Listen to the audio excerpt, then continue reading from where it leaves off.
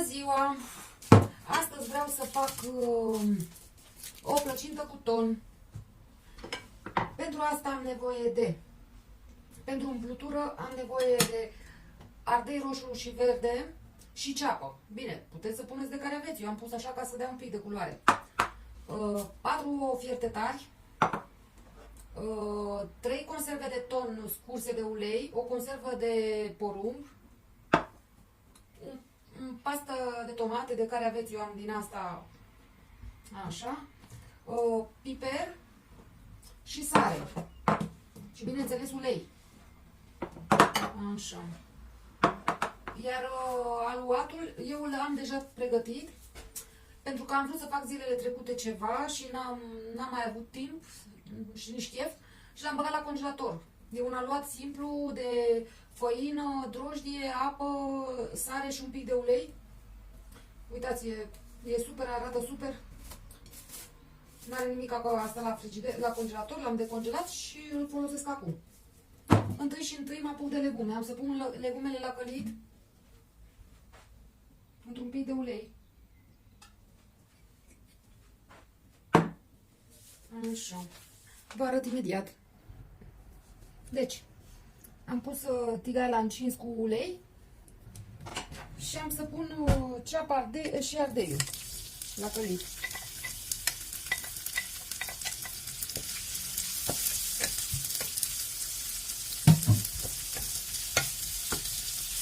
Și aceasta este o rețetă foarte simplă, foarte bună pentru copii, mai ales pentru copiii care nu prea mănâncă pește.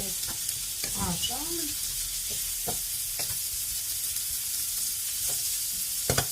Am să pun un pic de sare.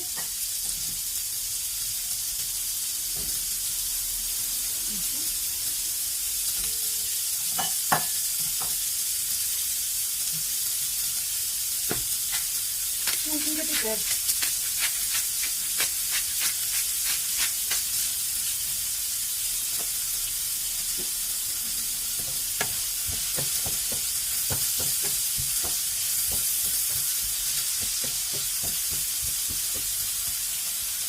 Lasă un pic mai încet și le las la călit. Cât timp mi se călesc legumele, eu mă apuc de aluat. Am pregătit aici tava cu hârtie de copt, i-am pus un pic de ulei peste, am un pic de făină, am să pun pe tocătorul acesta. Și am să întind o foaie. Între timp mai mă uit la legume să nu mi se ardă. Așa.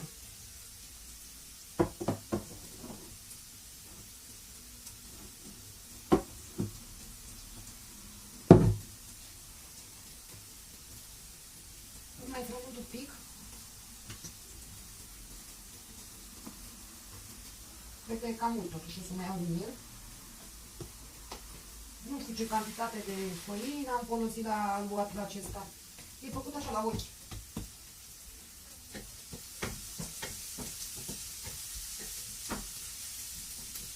La de obicei. Și mă apuc să tind o foaie.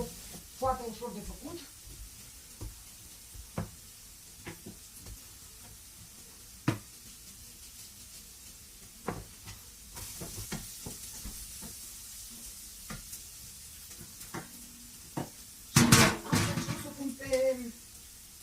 În tavă.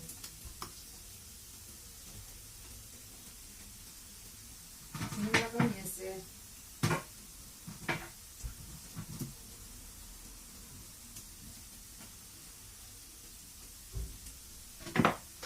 Nu mai așez un pic cu, uitați, mâna. N-am mai făcut de mult nici plăcintă de asta, Zeton. Se numește empanadilla con atun.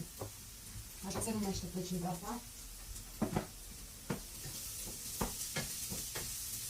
Deci, uitați, ceapa s-a călit frumos. În momentul acesta am să-i pun bulion. Am să-i pun bulion.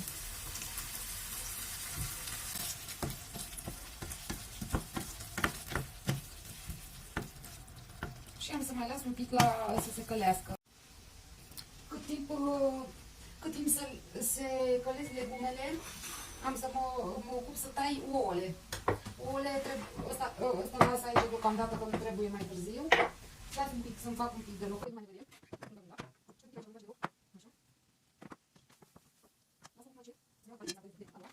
Să tai măruntul ouăle.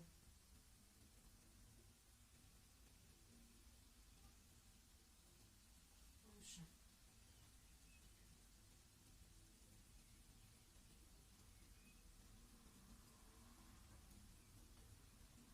Chiar vă rog să încercați rețeta asta pentru că e super. E super ușor de făcut și super bună. Cu o salată lângă ea ați făcut o masă. O masă, da. Puteți să o serviți seara, la prânz. Deci legumele s-au călit, am să opresc focul.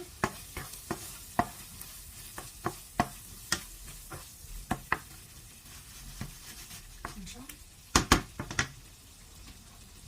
Și am să pun restul de ingrediente. Uitați, tom și morcovul și porumbul, să zic și eu. Așa. Punem tot. Și ouțele tocate mărunt.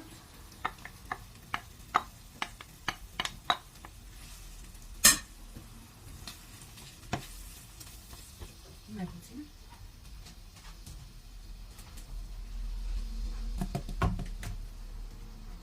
Așa. Uitați ce culoare frumoasă a prins.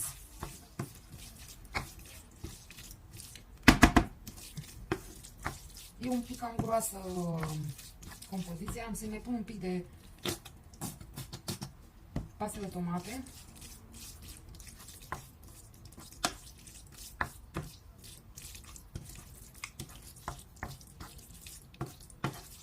Dacă o să-mi rămână un pic de aluat, cred că am să fac și prăjite câteva. Măcar o 2-3. Așa îi plac măriucăi.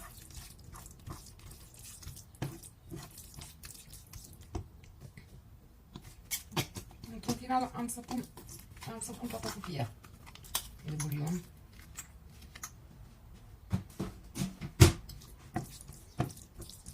Uitați, așa trebuie să arate aici. Uitați cum arată compoziția. Și am să o pun peste aluat. Hai, mi-am mădărit aici biroul.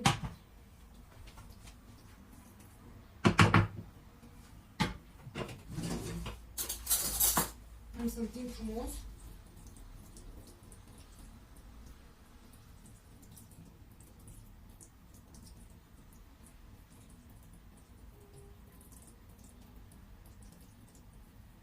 Sper să-mi iasă ceva bun.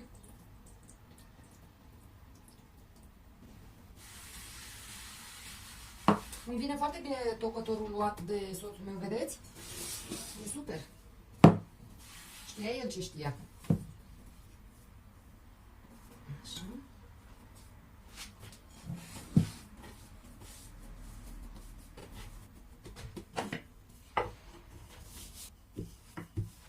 Mă prind frumos.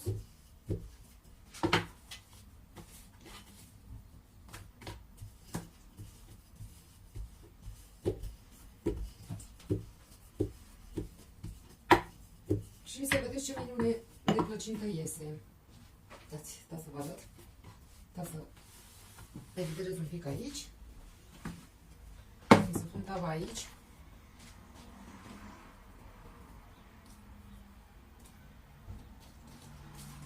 Așa.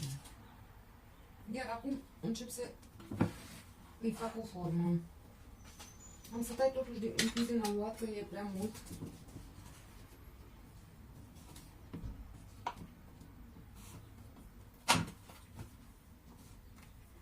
Așa pot să fac și altceva.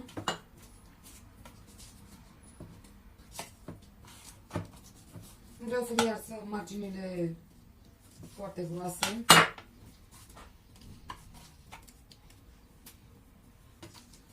Așa.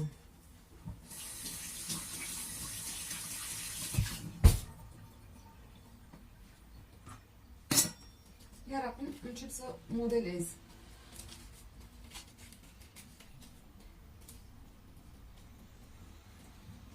Uitați.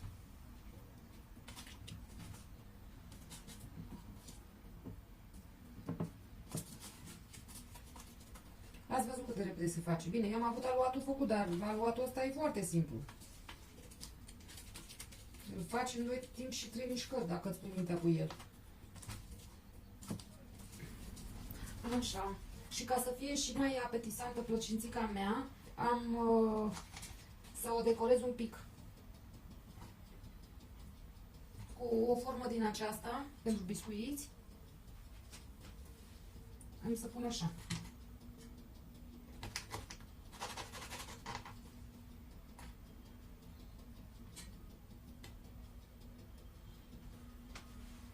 Să o facem cât mai frumoasă. Între timp am dat drumul la cuptor.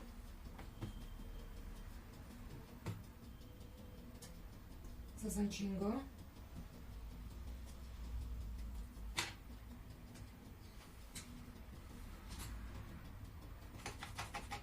Am făcut subțire aluatul pentru figurinele astea.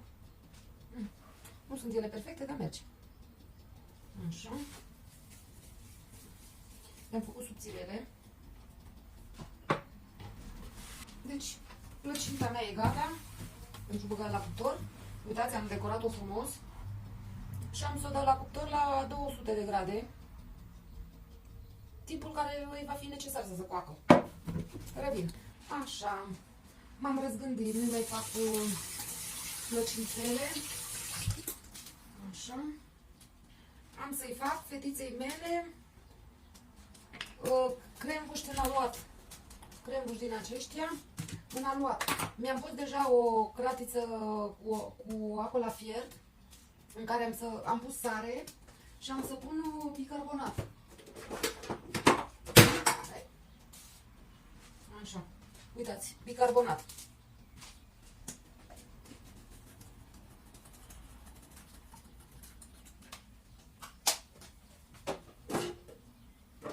Așa. Și am să las la fiert. Acum mă ocup de crembuști. Am să tai felii aluatul. Fâșii, nu felii. Crembuștii aceștia îi plac ei foarte mult. De când mă bate la cap să-i fac, n-am mai făcut de mult timp. Să vedem cât îmi ies din o leacă de aluat.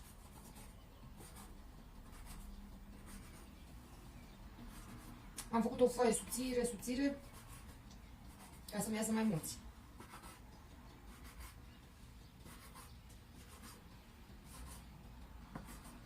Așa. Am să tai pachetul. Să scot crembuștii. Ei trebuie puțin opăriți în apă cu bicarbonat. Așa.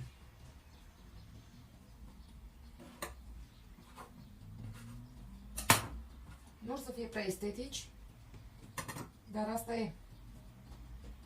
Așa-i fac eu. Hai, mi se lipește. Am să pun un pic de făină pe farfurie.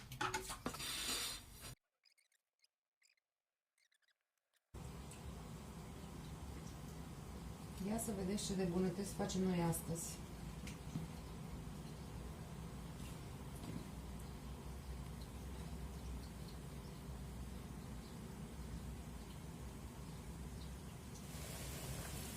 Deci, e apă cu sare și bicarbonat. Și am să pun crembuștii.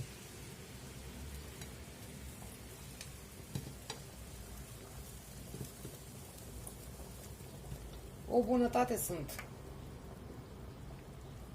Și am să-i las un pic să se opărească.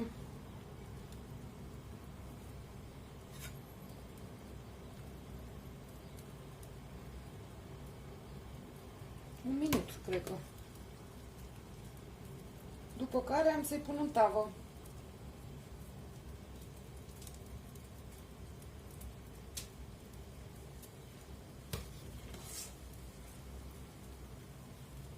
Hai, frige. Hai, mi s-a descurcat.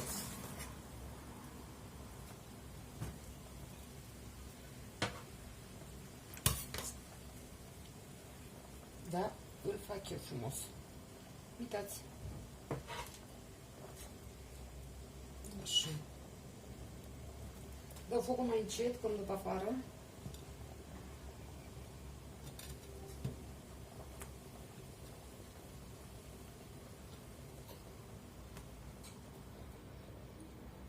Așa.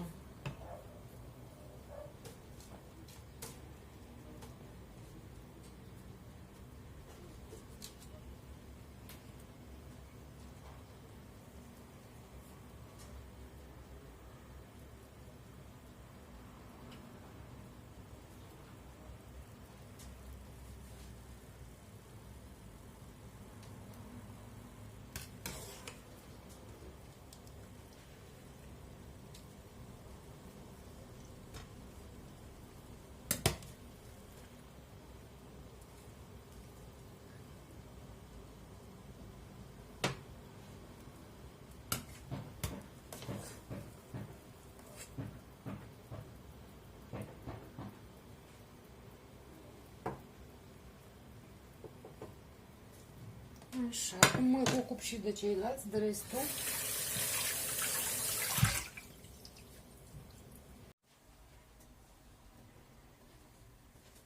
Deci mai am 3 crembuși, nu mai am alți în frigider.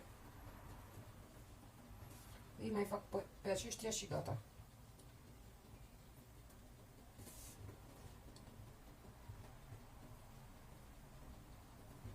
Uitați, am să-i pun și pe aceștia la fiert.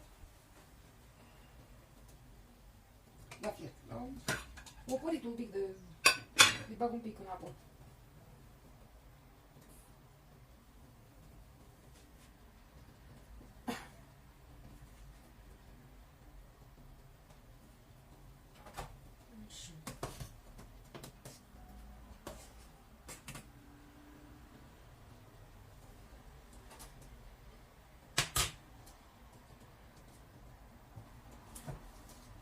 Să vă arăt.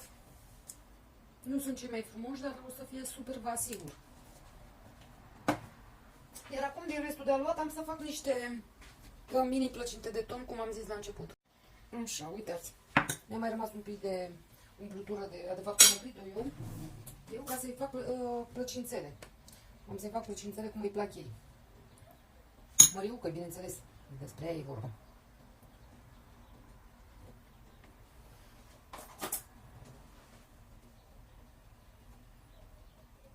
Așa. Nu o să fie tot la fel prea frumoasă, dar contează gestul. Eu când încep în bucătărie zic că fac câteva și termin făcând mult mai multe chestii. Așa.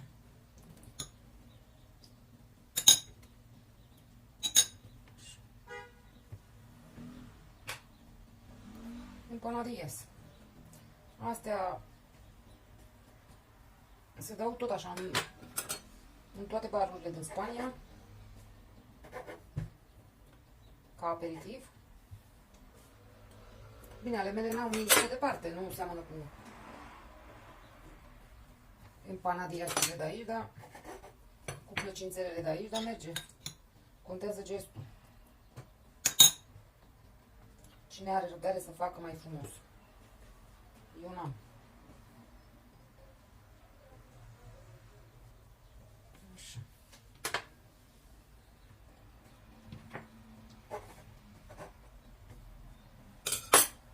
Poate le și prăjesc astea.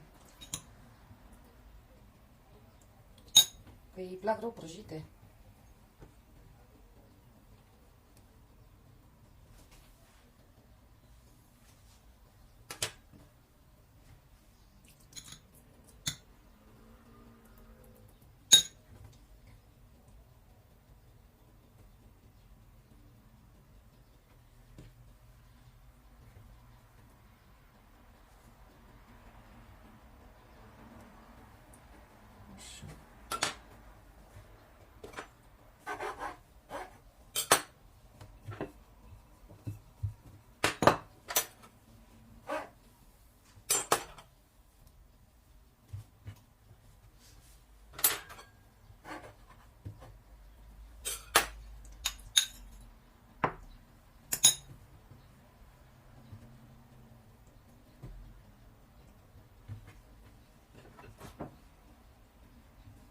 Bine că nu sunt chinez, maică.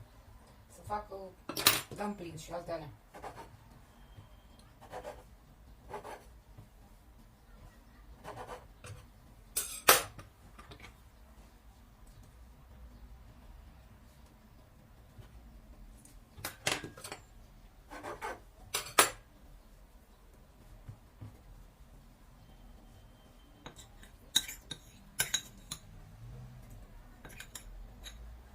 Mi-au ieșit câteva. 7 plăcințele.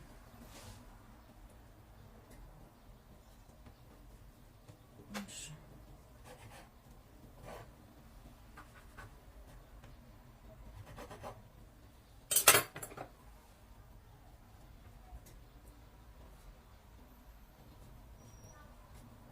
Am să și pun să le prăjesc. Mi-a mai rămas un pic de aluat. Ce să mai fac cu el? Am să pun niște ulei să le prăjesc, să prăjesc cele.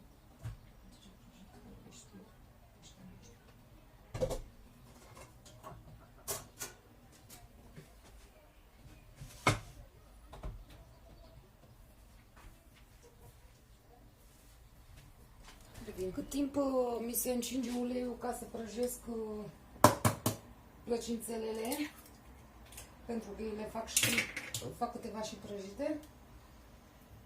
Uitați cum arată, mi s-a copt plăcinta cu ton și am să dau un pic cu ou, cu un pic de ou pe deasupra, ca să prindă o culoare frumoasă.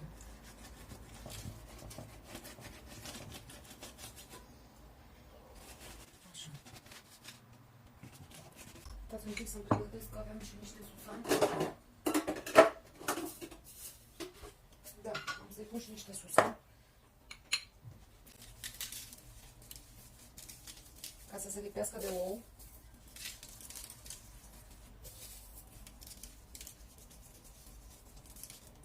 Fac repede la cuptor. După care mă ocup de celelalte. Pentru că tot mi-a rămas ou bătut, am să dau și peste crembuș cu ou. Și am să le pun și lor susan. Îi dau înainte pentru că pentru că crembuș, aluatul de la crembuș nu e așa gros și îmi dau seama repede când s-au făcut.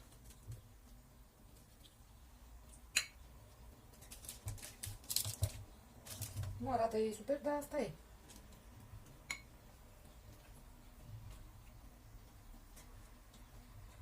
Așa. Și cum se face plăcinta, cum se termină de copt, am să bag cremul, știi?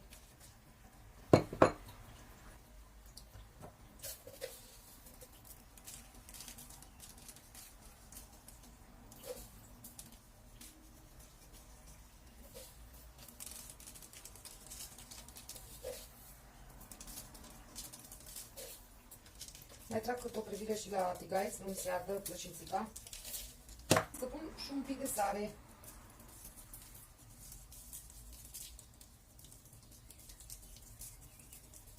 Vor ieși super. Deliciu, miere. Și așa arată cremuștii mei la cuptor. Zic că arată bine, nu? Așa. Am terminat totul. Deci, vi le arăt pas cu pas. Am făcut crembuș din aluat. Îi dau deoparte. Plăcințele cu ton. Uitați. Asta să vă arăt cum arată. Uitați. Așa. Pe care le va servi Măriuca cu plăcere. Iar aici, nu știu dacă se vede. Se vede? Nu știu. În fine. Am plăcinta cu ton.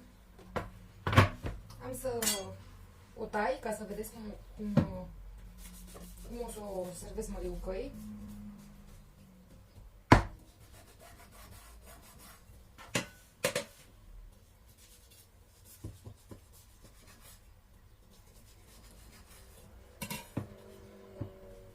pregătit aici o farfurie.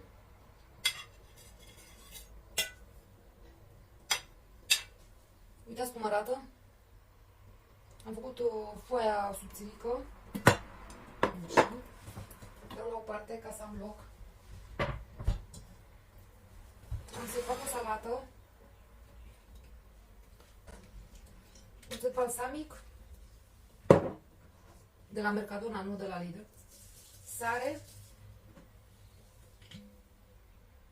Și un pic de ulei de măsline. Le amestec.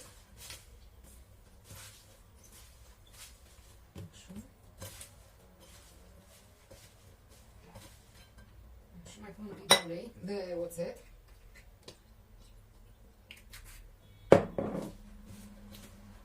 Așa.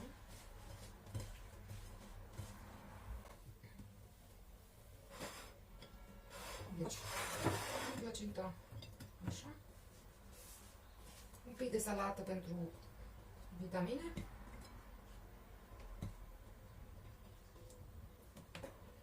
Așa.